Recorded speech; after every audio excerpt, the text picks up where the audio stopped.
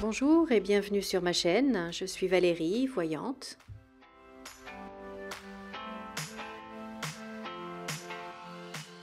Je remercie tous mes abonnés et je souhaite la bienvenue à tous les nouveaux arrivants.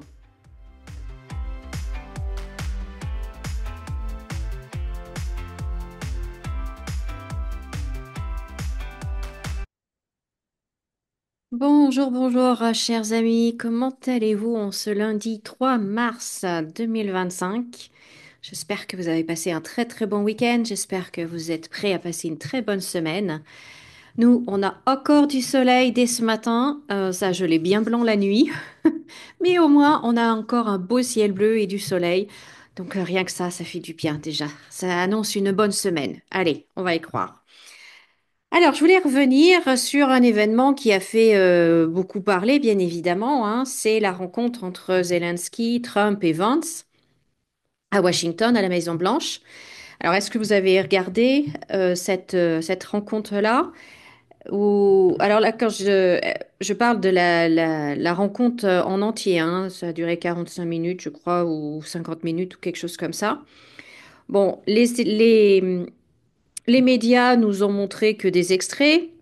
Bien évidemment. Bon, alors les extraits choisis, bien évidemment. Et vous savez que ben, moi, je me méfie un petit peu de tout ce qu'on nous montre comme ça. J'ai question à tout. J'ai question à tout et je veux comprendre un maximum de choses. Je ne comprends pas tout. Mais bon, en tout cas, j'ai question à tout et je cherche les réponses. Donc j'ai regardé cette rencontre en entier.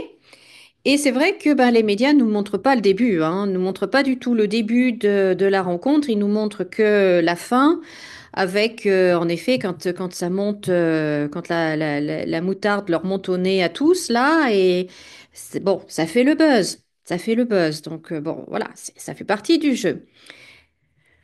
Mais au tout début, en fait, on voit bien que Trump est vraiment très apaisé par rapport à la semaine précédente où il avait traité Zelensky de dictateur. Là, au contraire, il lui dressait des louanges, il rendait hommage aux Ukrainiens, il rendait hommage aux soldats ukrainiens, il l'a dit de très nombreuses fois, à la mémoire de ceux qui sont des morts au combat, etc. Enfin, il l'a dit et répété encore, et on voit que Trump veut partir sur voilà de nouvelles bases et sur une situation plus apaisée. Voilà, il veut nous montrer que voilà, il s'est un peu calmé, il y a un apaisement dans la rencontre, etc. Zelensky, on le sent nerveux quand même, hein. Si vous regardez, on le sent nerveux. Mais bon, Trump, voilà, il rend hommage aux Ukrainiens, aux soldats. Il rend hommage, il félicite également Zelensky. Et après, il répète encore et encore que la guerre soit arrêtée, qu'il veut la paix, qu'il faut arrêter les massacres, arrêter de faire tuer les gens, qu'il faut négocier la paix, que la guerre doit s'arrêter, etc. Bon, bref, encore et encore. Et puis, bon, bah, alors les deux parlent, hein, Zelensky, Trump parlent. Zelensky raconte certaines choses, montre même des photos à Trump, donc les journalistes ne les voient pas, mais montre des photos à Trump sur ce que les Russes font, etc. Enfin bon, bref, voilà. Et puis Trump, bien évidemment, après parle de récupérer l'argent, hein, que l'Amérique a donné beaucoup d'argent et que maintenant, eh ben, elle veut récupérer son argent. Et qu'il y a des accords qui vont être signés pour voilà récupérer la valeur que les États-Unis ont donnée. Bon, bref, les deux parlent et pour moi, les deux réécrivent l'histoire. Les deux. Les deux mentent. Les deux mentent par omission. Les deux racontent bien évidemment ce qui les arrange, on va dire cette bonne guerre, si vous me passez le jeu de mots. De toute façon, on sait que la vérité, dans ces cas-là, hein, c'est toujours la grande sacrifiée, hein, dans une guerre. Bref, à mon avis, et ça c'est juste mon interprétation, mais Zelensky ne voulait pas signer l'accord sur les terres rares, en l'état, parce qu'il voit bien que c'est un piège. Et à mon avis, Zelensky a voulu utiliser ce moment-là, cette rencontre-là devant les journalistes du monde entier pour montrer à tout le monde que les États-Unis sont en train de tendre un piège et qu'ils ne se laissent pas faire.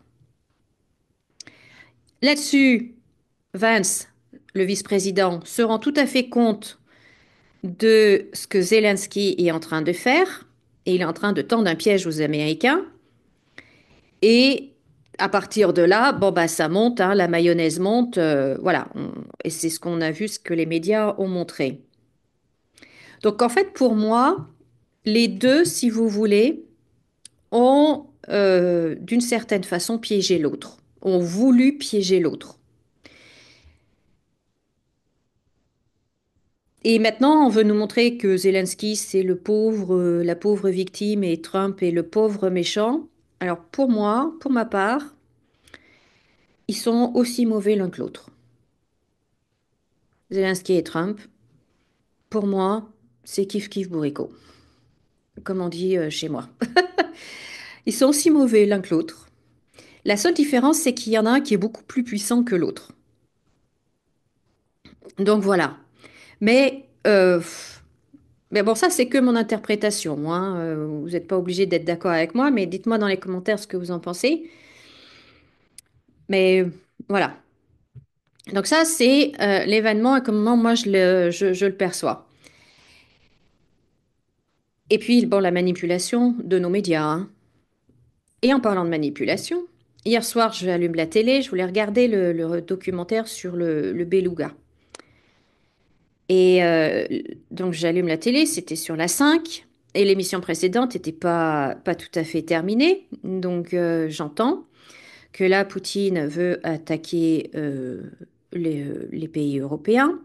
D'ailleurs, Zelensky aussi a dit à un moment, et ça a bien énervé Trump, que vous avez la chance d'avoir un océan pour vous protéger, mais que ça va pas vous protéger bien longtemps. Comme si Poutine allait attaquer militairement les États-Unis. Non, mais il faut être complètement crétin pour croire que la Russie va attaquer militairement les États-Unis. Enfin, mais c'est d'une débilité profonde. Et là, nos médias français, hein, nous disent que eh ben, Poutine veut attaquer les pays européens et que si on ne lui fait pas la guerre, nous, maintenant, eh bien, c'est lui qui va nous la faire plus tard, hein, et que dans 3 ans, on va tous parler russe. C'est juste un amassis de conneries. Un amassis de conneries. Poutine, il n'a pas du tout l'intention de nous faire la guerre et de lui faire la guerre parce qu'on croit qu'il va nous faire la guerre plus tard. C'est comme si vous vous disiez, je vais m'amputer d'une jambe parce que peut-être qu'un jour, je risque d'avoir une gangrène. Donc je me préfère me couper la jambe maintenant. Non mais, et on nous bassine avec ça, à longueur de journée, j'imagine. Enfin, on nous bombarde ces messages-là. Et en fait, c'est tout simplement pour nous habituer à la guerre. Et c'est parce que nos dirigeants ont peur. Nos dirigeants ont peur, ils voient que leur pouvoir est en train de vaciller, ils voient que les dirigeants un peu partout en Europe, certains sont en train d'être euh, éliminés politiquement par la population. D'ailleurs, on voit ce qui se passe en Roumanie, hein. Et ils voient qu'ils risquent de perdre leur poste. Et donc, quoi de mieux, quoi de plus efficace que de faire peur aux gens? Et quoi de plus efficace que qu'une petite guerre, hein, une petite guerre pour, voilà, maîtriser le peuple, pour le rassembler sous le drapeau, sous son dirigeant, et, et voilà, c'est juste ça, c'est juste ça. Et quand on entend en plus que Macron accepte, le nouveau chancelier allemand a demandé, a suggéré que ça serait bien que la défense nucléaire française couvre l'Europe, et Macron dit que ce serait une bonne idée. Macron, lui, il donne tout, hein. Je sais pas, il aime vraiment pas la France. Je sais pas pourquoi il déteste à ce point-là son pays, parce qu'alors il le brade. Mais il le brade même pas, il donne. Il donne. Il donne tout, que ce soit. Bref. Mais là, on parle quand même de notre souveraineté nucléaire, notre arme nucléaire de défense. Il serait prêt à la donner à l'Europe. Et donc, je me pose juste une question. Qui est-ce qui appuiera sur le bouton? Van der Leyen? Vous imaginez qu'on lui donne ce pouvoir-là? Enfin bon, pour moi, tout ça, c'est criminel. Pour moi, les politiques sont criminels. Pour moi, les médias, les journalistes qui font cette propagande-là sont criminels. J'espère qu'un jour, ils seront punis, tous ces gens-là. Et honnêtement, ils me font bien plus peur que Poutine. Ils me font bien plus peur que Trump. Euh, Enfin, voilà quoi. Franchement, ces gens-là me font bien plus peur. Et en ce moment, à Londres, il y a une réunion. Et donc là, je vais faire un tirage pour savoir si notre défense nucléaire va être donnée à l'Union européenne ou s'il va quand même réfléchir un peu et dire non, non, non, non, non, on la garde pour la France. Enfin, je vais faire un petit tirage. Donc, enfin voilà, en tout cas, ma très longue introduction. Dites-moi dans les commentaires ce que vous en pensez. S'il vous plaît, faites attention au vocabulaire que vous employez. Merci. Mais voilà. Alors, maintenant, bah, je vais passer au tirage. À tout de suite. Alors, voyons voir un petit peu. Je me concentre donc sur cette réunion qui a lieu à Londres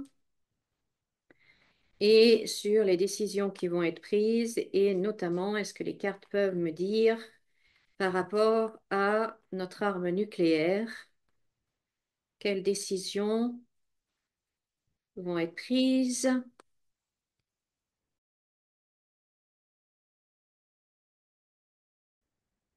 Alors, bon, déjà la première ligne est un petit peu inquiétante, hein, puisque quand on voit déjà que la première carte, c'est le fait de donner, hein, vous voyez la main qui est tendue qui donne, et puis quand on voit donc la France avec la perte, euh, bon, enfin on va voir à quel niveau ça se passe, mais déjà on voit que la France perd. Donc c'est pas des plus réjouissants pour nous.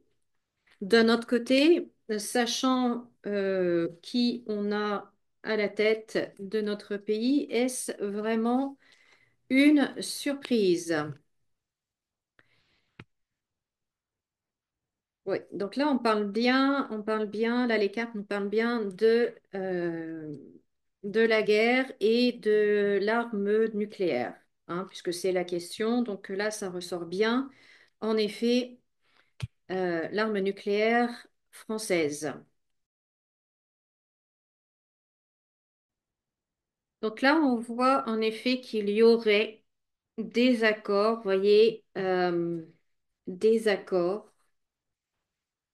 pour partager, parce qu'on a la carte de l'amitié ici, hein. Donc pour partager notre arme nucléaire avec les copains.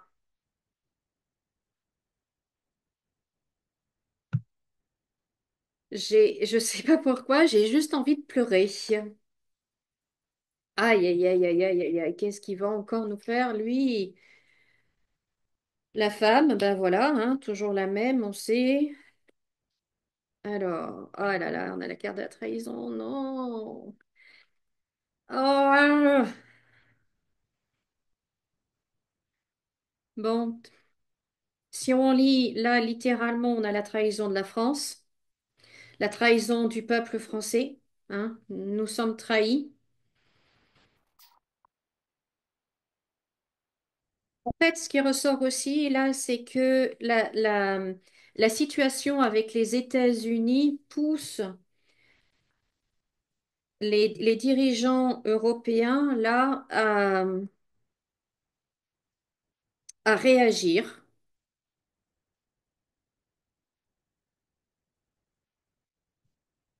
Et du coup, comme ils se sentent un petit peu acculés, ils se sentent, voilà, donc ils font n'importe quoi, quoi. Ils sont vraiment dans la réaction.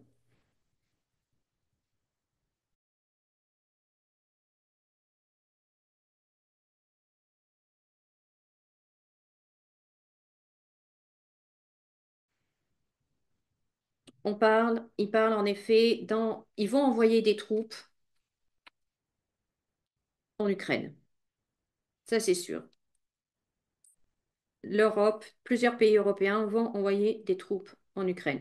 Bon, je vous ai déjà dit qu'on a déjà des troupes françaises qui sont là-bas ou à la frontière ou je ne sais pas trop où, mais enfin bon, on a déjà des soldats qui sont envoyés là-bas et qui nous reviennent malheureusement dans une boîte. Mais ça, bien évidemment, les médias ne vous en parlent pas, hein. Mais ce qui est fou, c'est que, et moi ça me rend dingue, c'est que si on fout la paix à la Russie nous foutra la paix. C'est, je comprends pas qu'ils ne veulent pas le comprendre et qu'ils nous disent l'inverse. Parce que si excusez-moi d'être vulgaire, mais si on fout la paix à la Russie, elle va nous foutre la paix, ça c'est certain. Sauf que c'est pas du tout ce qui est écrit là, hein. Du tout, du tout, du tout. Donc, comme je vous disais tout à l'heure, au niveau de l'arme nucléaire, en effet, c'est sur le tapis, hein. C'est sur le tapis. C'est c'est vraiment envisagé. euh, et je me demande de quelle manière est-ce que ça va se faire, en fait. Il y a, il y a, il y a encore un couac, il y a encore quelque chose qui empêche que ça se fasse. Et à mon avis, bien heureusement. Mais je pense en effet que notre président est vraiment tout à fait partant pour donner notre arme nucléaire à l'Europe. Honnêtement, ça me fait froid dans le dos. Mais il y a quelque chose qui l'en empêche pour l'instant. Dieu merci. Ensuite, ce que l'on voit donc, euh, malheureusement, il y aura beaucoup de morts. Hein, c'est pas fini cette histoire-là. On a ici Madame van der Leyen. Alors, elle, j'ai l'impression qu'elle va entrer en guerre avec tout le monde, hein. La Russie, et là, je vois maintenant les États-Unis. Je pense qu'il va y avoir un affrontement entre van der Leyen et les États-Unis, assez virulent, hein. Vous voyez, on a quand même, on n'a pas des belles cartes.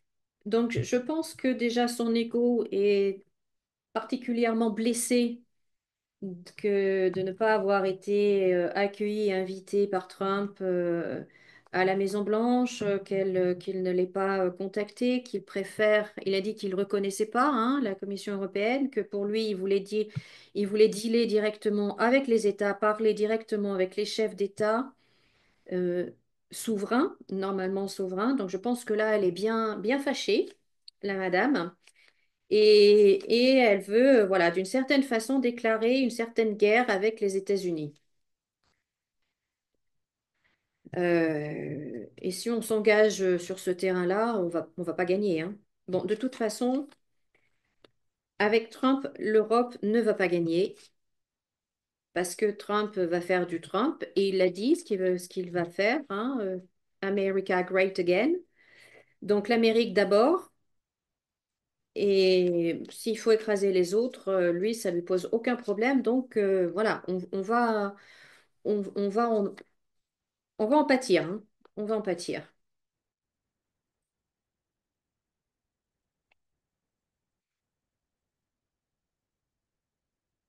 Mais là, je vois beaucoup de morts européens. Je vois beaucoup de morts européens. Pourquoi?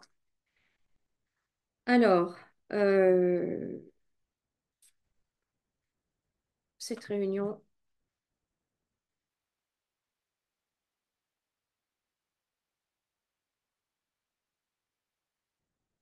bon, là, ce qu'on voit très clairement, c'est une grande, grande manipulation de la population. Mm.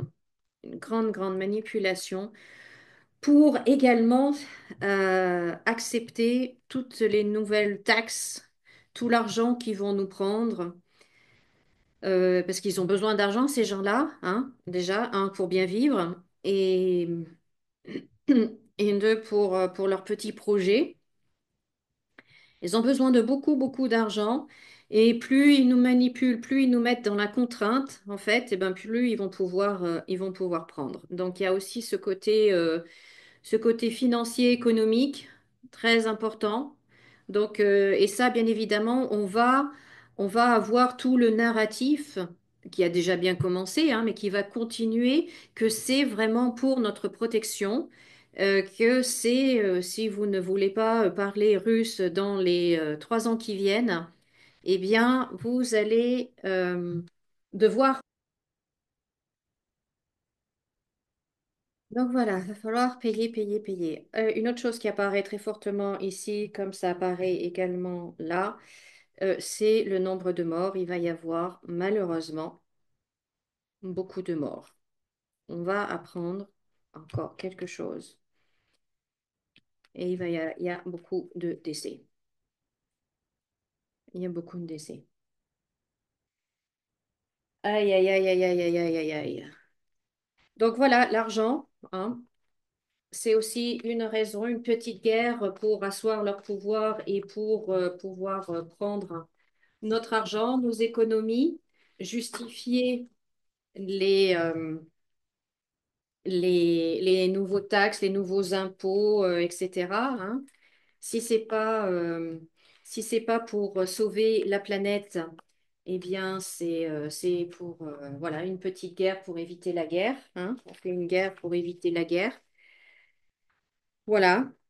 Donc, je vais faire, allez, vite fait, avec un dernier jeu. Et puis, là, je vais mettre celui-là, entêté là. Alors, oups.